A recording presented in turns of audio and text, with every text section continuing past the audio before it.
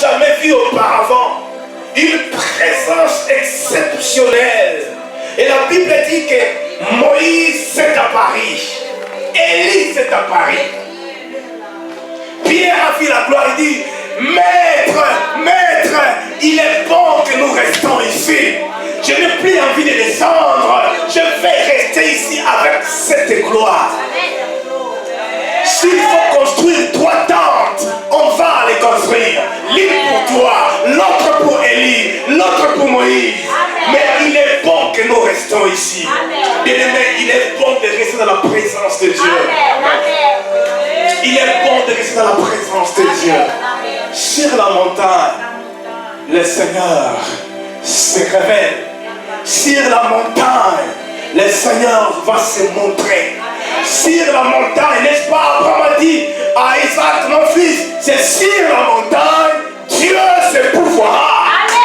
C'est sur la montagne qu'il va se révéler. Sur la montagne, Dieu se pourvoira. Sur la montagne, j'aime la montagne, j'aime la vie dans la montagne. Parce que là où se trouve la gloire. Jésus, merci. Je ne parlerai pas beaucoup aujourd'hui, je vais juste nous introduire ce message que nous avons déjà énoncé le dimanche passé. Nous voulons expliquer, nous voulons enseigner aux enfants de Dieu comment tu dois prier. Parce qu'il est important, il est essentiel. Lorsque tu cherches Dieu, que ce Dieu-là puisse se révéler.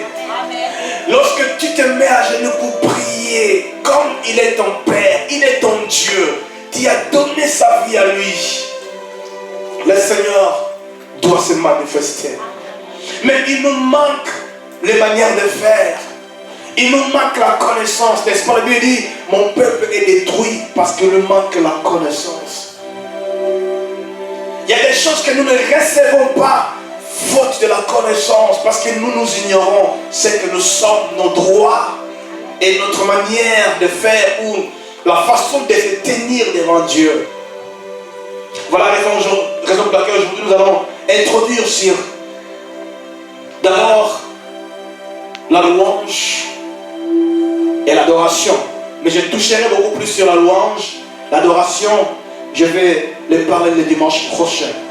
Parce que souvent lorsque nous adorons ou lorsque nous louons, nous nous confondons les choses. Celui qui loue, il pense qu'il est en train d'adorer. Celui qui adore, il pense qu'il est en train de louer. Or, la louange, c'est autre chose. L'adoration, c'est autre chose. L'adoration, c'est dire à Dieu de ce que lui, il est. Cela veut dire toucher à sa nature, à sa personne.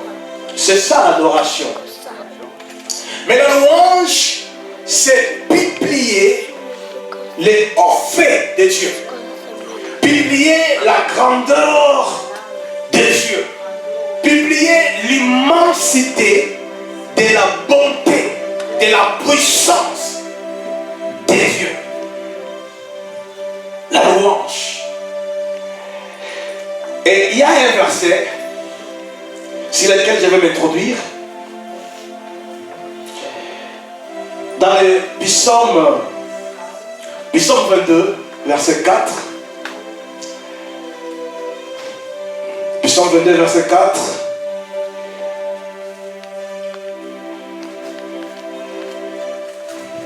Psaume de David, 22, verset 4. La Bible dit, pourtant, qui est le saint, qui siège au milieu des louanges d'Israël. Tu es le Dieu saint, n'est-ce pas? Tu es le Dieu saint et tu sièges. Si vous commencez à lire depuis le haut bas, David est en train d'exprimer un peu son désir de voir Dieu agir par la louange. son désir de voir le Saint des Saints, le Dieu de gloire, descendre dans toute sa gloire.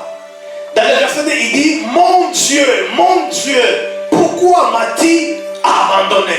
Il se pose des questions. Pourquoi t'éloignes-tu sans me secourir, sans écouter mes plaintes?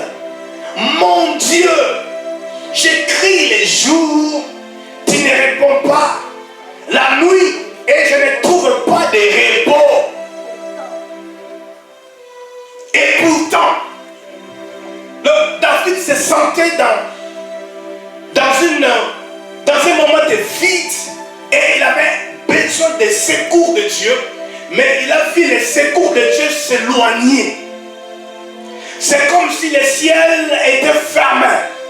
Il louait, il chantait, il priait, mais c'est comme si le ciel devient tout fermé.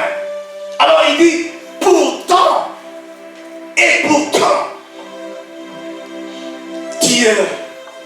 tu es le saint. Et il siège au milieu de la louange. Vous savez, lorsque David dit que Dieu siège, c'est extraordinaire. Vous savez, lorsque un roi siège, un président siège dans son bureau, il s'assoit pour traiter les problèmes du pays, les problèmes, je ne sais quel problème. Mais il doit siéger, il doit s'asseoir pour prendre des décisions. La louange amène Dieu à s'asseoir et prendre des décisions pour ta vie.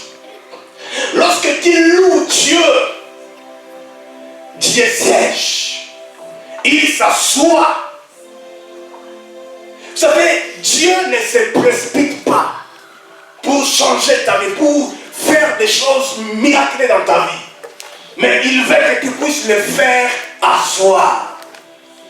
Tu es capable par ta louange ou par tes louanges de faire asseoir le trône de Dieu dans ta vie. Amen.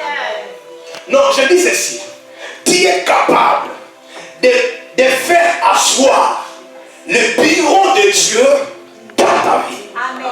Donc, ton cœur, ta vie devient le siège de Dieu. Là où Dieu s'assoit, prendre plusieurs décisions. Quand il entre dans ton cœur, il regarde ce qui ne marche pas. Il regarde ce qui ne va pas. Il siège, il dit, ok, ça là, je le résous. Ça là, je le révoque. Ça là, je le change. Amen. Parce que j'ai massé. Je suis assis. Alléluia. Publiez les offres de Dieu. Les offres de Dieu. Cela amène Dieu de s'asseoir sur son trône. Cela amène Dieu de prendre des décisions. Là où les gens t'ont condamné, là où les gens ont dit que non, tu ne réussiras pas, mais à leur grande surprise, ils verront que tu es en train de réussir. À leur grande surprise, ils voient que tu es en train d'être monté. Amen. De prendre des envols, de prendre l'envol, tu montes. Amen. Mais ils se disaient que non, nous allons voir là où il va s'arrêter. Nous verrons comment il va finir. Mais à leur grande surprise, parce que Dieu s'est siégé dans ton cœur, il change les négatifs en positifs. Alléluia. Il change chez cela. Il change. Parce que là où le roi siège, peu importe les situations, mais là où il siège, la solution n'est qu'une évidence. Amen. C'est pourquoi la chose que tu dois désirer dans ton cœur chaque jour, d'amener les bureaux de Dieu dans ton cœur. Amen.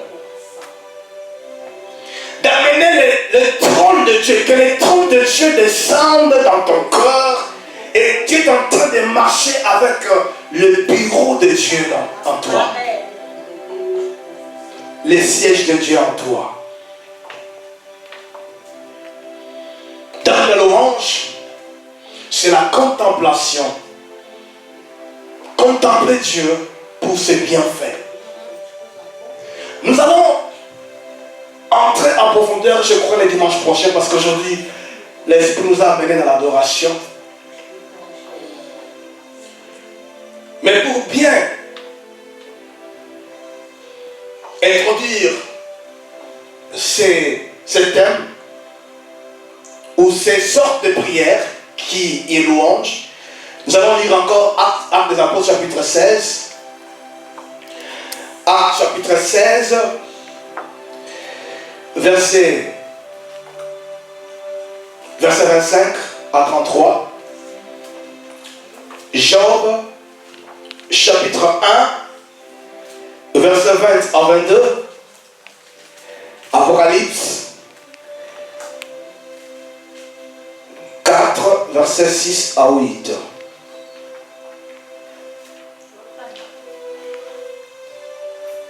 Actes des Apôtres chapitre 16, 25 à 33.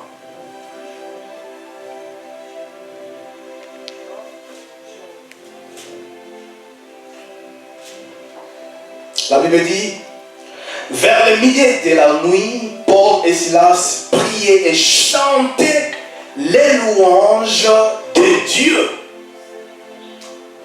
Vers le milieu de la nuit, Paul et Silas priaient et chantaient les louanges de Dieu, et les prisonniers les écoutaient. Tout à coup, il y eut un tremblement de terre si violent que les fondements de la prison ont été ébranlés. Toutes les portes se sont immédiatement ouvertes et les liens de tous les prisonniers ont été détachés. Lorsque les gardiens de la prison s'est réveillé et a vu les portes de la prison ouvertes, il a tiré son épée prêt à se tuer car il croyait que tous les prisonniers s'étaient enfuis. Mais Paul a crié d'une voix forte, ne te fais pas de mal, car nous sommes tous ici.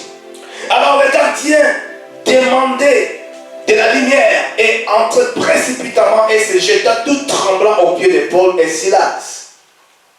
Il les a fait sortir et dit, Seigneur, que faut-il que je fasse pour être sauvé? Paul et Silas ont répondu, crois au Seigneur Jésus-Christ et tu seras sauvé, toi et toute ta famille. Et ils lui ont annoncé la parole du Seigneur ainsi qu'à tous ceux qui étaient dans sa maison. À cette heure-là de la nuit, les gardiens les a amenés pour laver leurs plaies et immédiatement étaient baptisés et lui et tous les siens. Amen. Amen. Job, chapitre 1.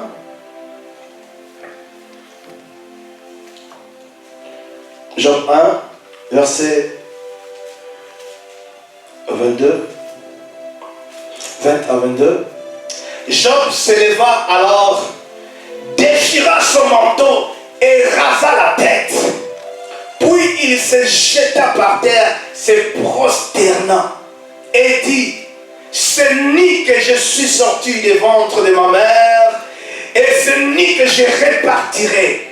L'Éternel a donné, et l'Éternel a repris. Que le nom de l'Éternel soit béni. Dans notre version, que le nom de l'Éternel soit loué. Dans tout cela, Job ne pécha pas. Il n'attribua rien d'inapproprié à Dieu. Apocalypse, verset 4, 6 à 8.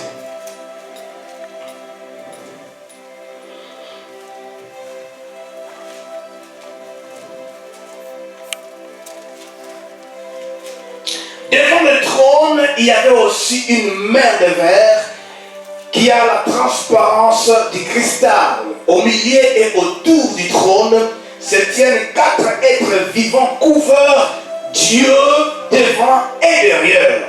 Le premier être vivant ressemble à un lion. Le deuxième à un taureau. Le troisième a le visage d'un homme. Et le quatrième semblable à un aigle en plein vol. Les quatre êtres vivants ont chacun 6 ailes et ils sont couverts Dieu tout autour et à l'intérieur. Il ne cessa de dire jour et nuit, Saint, Saint, Saint est le Seigneur Dieu, le Tout-Puissant, celui qui était, qui est et qui vient. Amen.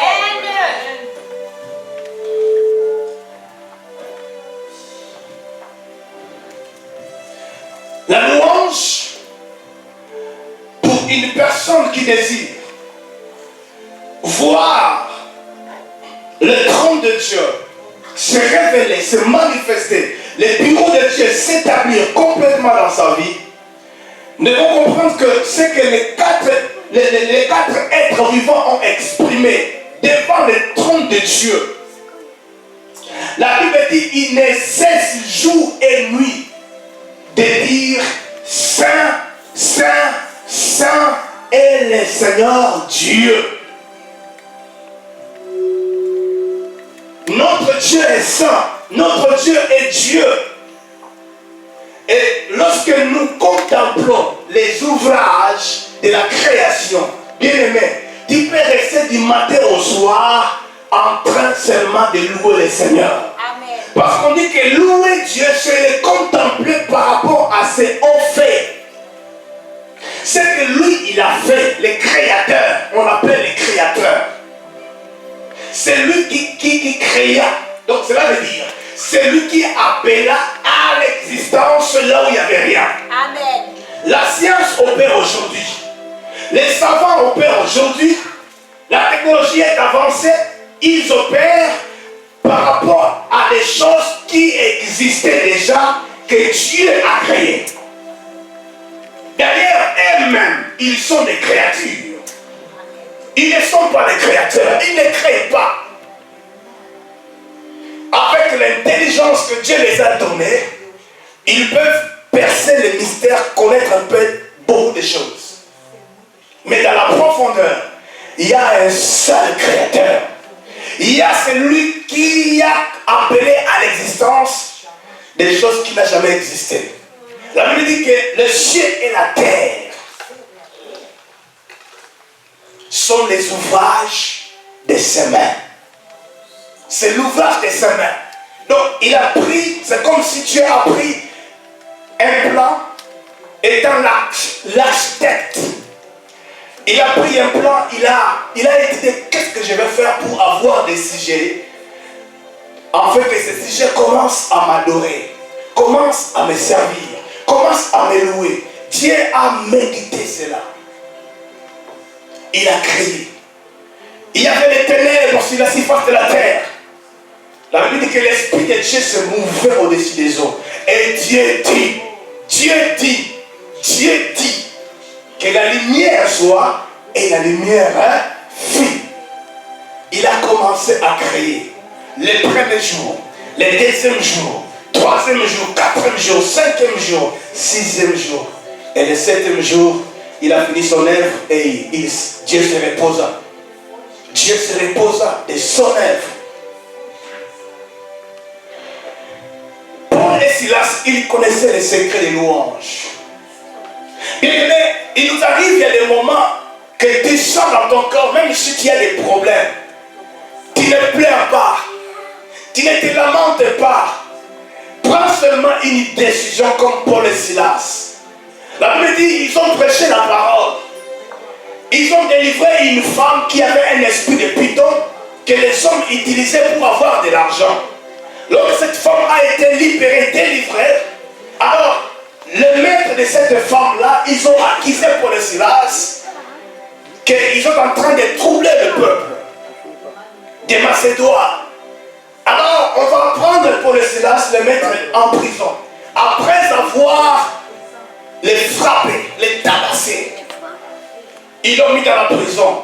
Et dans la prison, au lieu de se lamenter, de dire, Seigneur, on a prêché ta parole. Seigneur, on a sauvé une âme ou des âmes. Seigneur, mais pourquoi tu nous as abandonnés? Mais ils ont pris une décision de louer Dieu, de chanter et de louer Dieu. La Bible dit que vers les minuit, ils ont commencé à chanter des louanges à Dieu.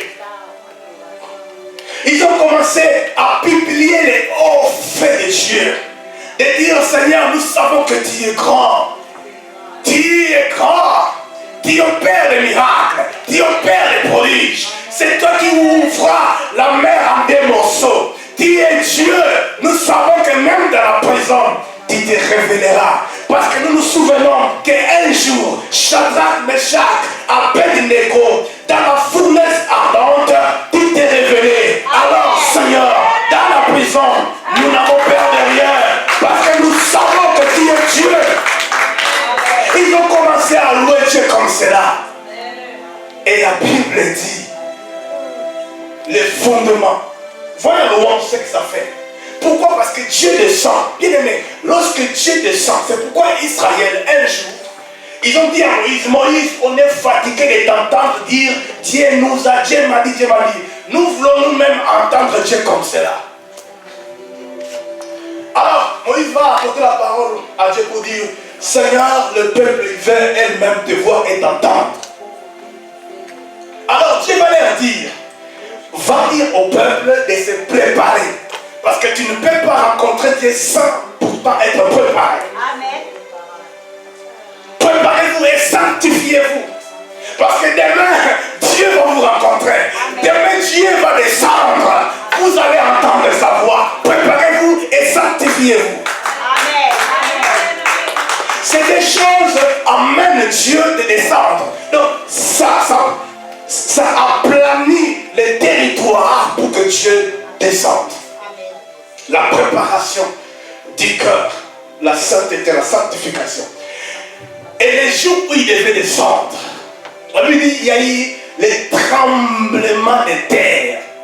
Les peuples ont commencé à crier, dire, Moïse, nous avons compris que oui, il est Dieu. Va seulement à la montagne lui dire qu'il se calme. Qu'il se calme, qu'il parle seulement à toi. Et nous, on viendra t'écouter. Bien aimé, la gloire de Dieu brise les chaînes. Amen. Même si tu as été lié, condamné depuis les siècles et les siècles, de génération en génération, que toi ta vie n'ira jamais de l'avant. Bien aimé, la louange est capable de briser ces contrats. Alléluia. Amen. La Bible dit qu'ils étaient liés des chaînes. Mais pendant qu'ils chantaient et louaient Dieu, les chaînes se brisa. Voyez, les chaînes se brisa. La louange brise les chaînes. Amen. Non seulement tes chaînes à toi, mais les chaînes de ceux qui sont tout autour de toi. Amen. Parce que toi étant la personne libérée, restaurée, tu dois être un contaminateur de la grâce de Dieu, de ceux qui sont tout autour de toi. Amen. Tu dois affecter les autres. Tu dois être une bénédiction pour les autres. Ceux qui t'entourent doivent voir réellement, il y a la gloire de Dieu en toi. Amen. Il y a la puissance de Dieu en toi. Amen. Il y a Dieu dans ta vie.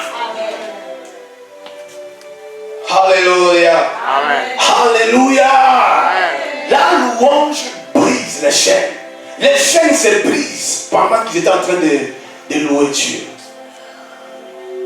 Et écoutez, vous savez, la louange a 3 temps. Donc, un adorateur, il loue Dieu.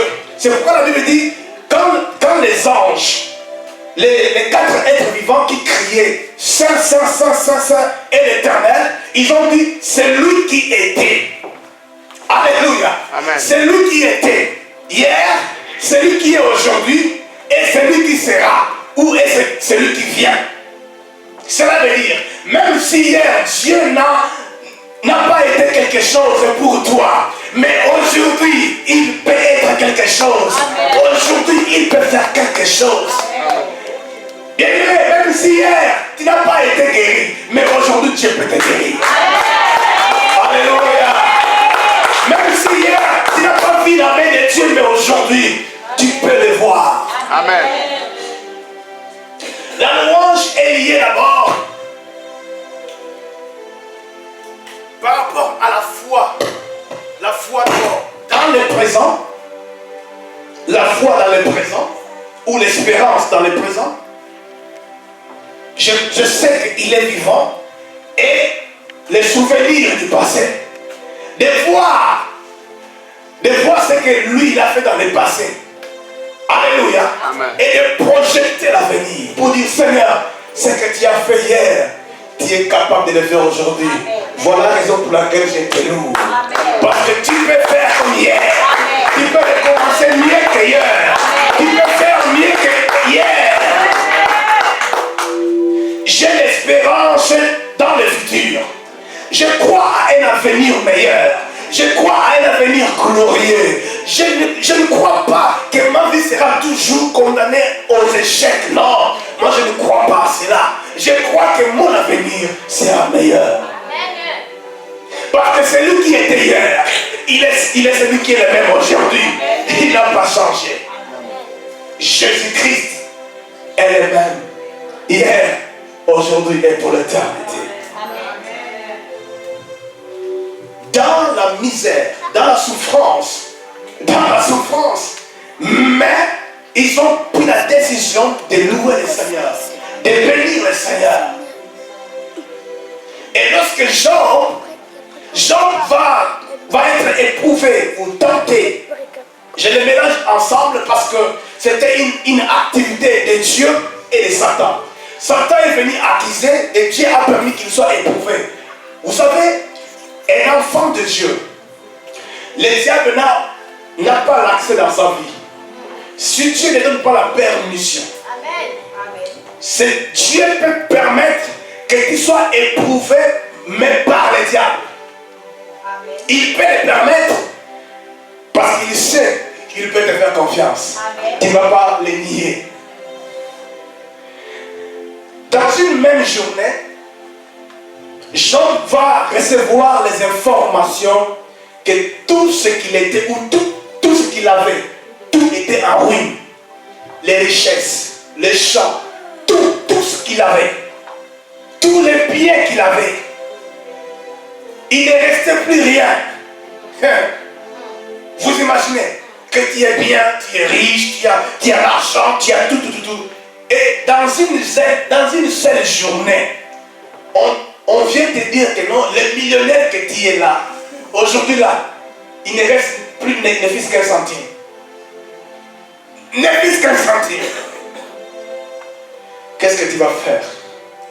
Est-ce que tu seras toujours capable de te mettre à genoux, de dire, car tu es saint, tu opères de grands miracles, nul n'est comparable à toi. Nul n'est comparable à toi.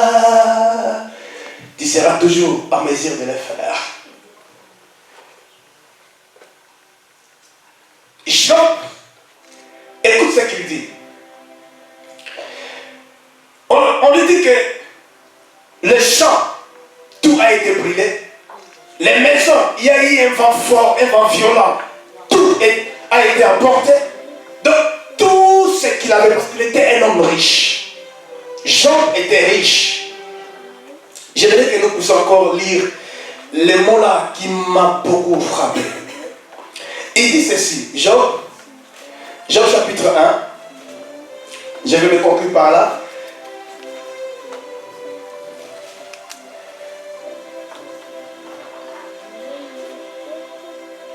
Le verset 21, il dit, c'est ni que je suis sorti du ventre de ma mère, et c'est ni que je repartirai.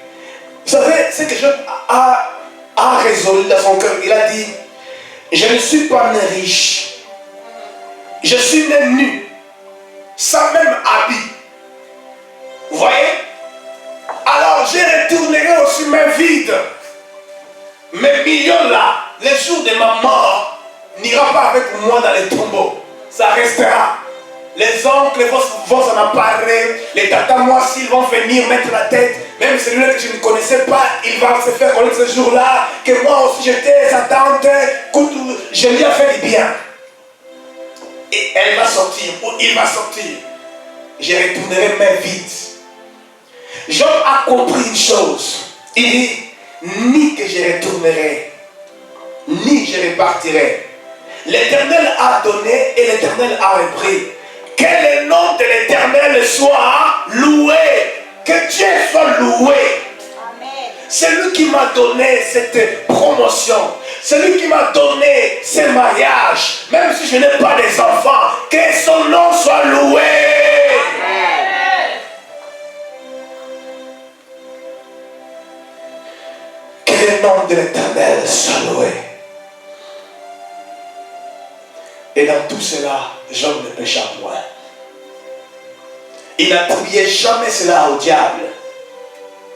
Il voyait d'abord Dieu. Le cœur d'un adorateur regarde d'abord Dieu. Amen. Avant d'attribuer toute chose au diable, d'abord sois convaincu que est-ce que c'est Dieu ou c'est le diable. Amen. Dieu a utilisé, parce que l'initiative que Job soit éprouvé était de Dieu. Le diable est venu accuser, mais Dieu n'était pas obligé de répondre aux accusations du diable par rapport à Job. Mais il a donné l'autorisation. Prends tout ce qui est à lui et tu verras que lui, il est fidèle. Il est fidèle à moi. Il m'aime, non pas par ses biens, non pas parce que je l'ai béni, non. Il ne prie pas parce qu'il sait qu'il est aberrant, non. Mais il prie parce que son cœur est attaché à moi. Son cœur est attaché à moi. Amen. Même s'il neige, lui, il sera là. Il va m'adorer parce que je sais que son cœur est attaché à moi. Même s'il pleut, il sera là parce que son cœur est attaché à moi. Il peut prendre tout ce qu'il a, mais il sera toujours mon bien-aimé.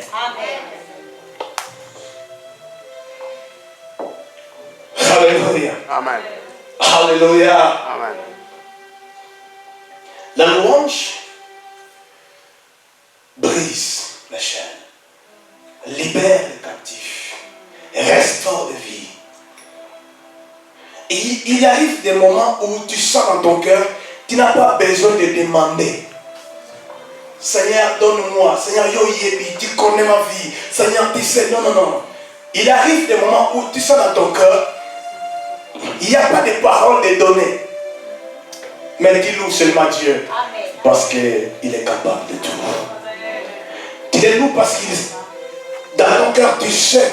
C'est pourquoi nous avons dit les 4 êtres vivants, ils ont dit celui qui était, celui qui est et celui qui vient. Ce qui veut dire nous louons celui qui était dans le passé et celui qui est dans le présent et celui qui vient dans le futur. Cela veut dire mon futur va se rencontrer avec Dieu quelque part. Bien aimé, est-ce que tu sais que Dieu t'attend quelque part? Amen. Dieu t'attend quelque part. Dans le passé, dans le présent, mais dans un futur que tu ne connais pas encore, lui, il t'attend quelque part. Ton futur va te rencontrer quelque part. Amen. Dieu va te rencontrer quelque part.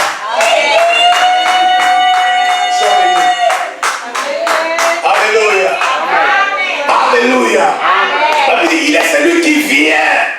Donc toi tu marches. Raison pour laquelle, quand le moment te semble noir, tout est noir, ne t'arrête pas. Continue à marcher parce que lui il vient. Lui il vient. Il s'approche pour te rencontrer quelque part. Oh my God. Ne t'arrête pas à marcher. Ne construis pas un parking autour de tes problèmes. Relève la tête, commence à marcher. Dis Seigneur, j'ai l'espérance que tu vas me rencontrer sur le chemin. J'ai l'espérance.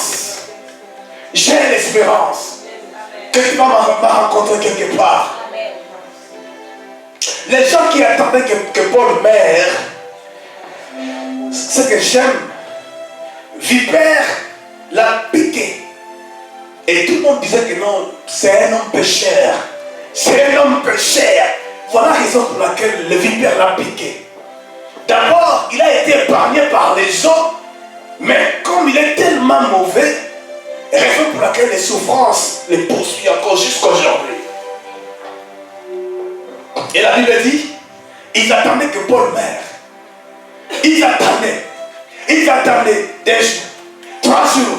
C'est lui qu'ils voyaient que non, qu'ils attendaient qu'il puisse mourir. Il était là, en pleine forme. Amen. Alléluia. Amen.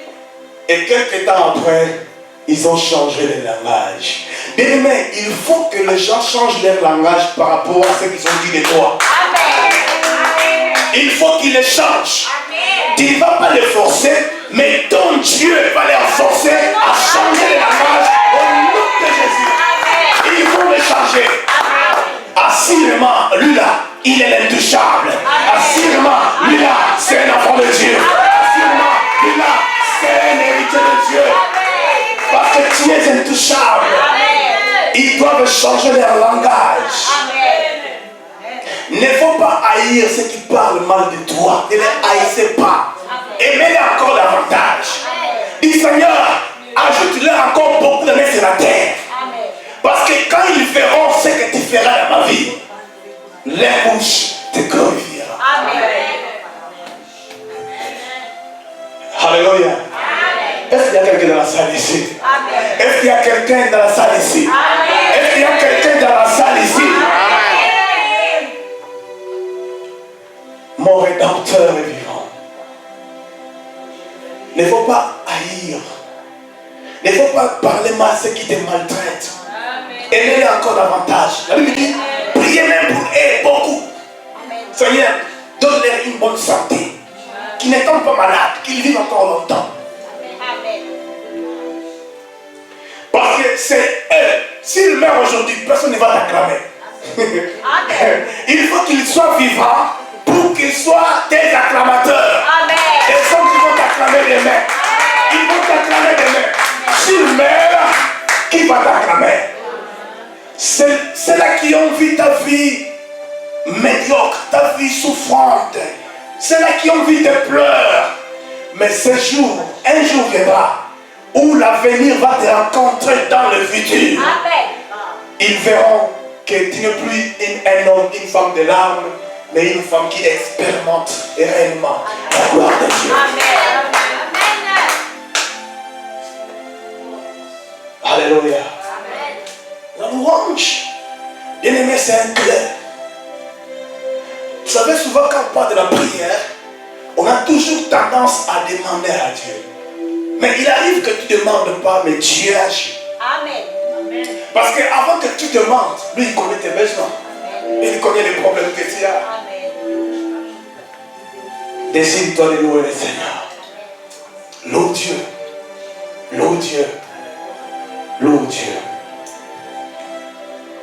Lève-toi là où tu es. Tu vas dire, Seigneur,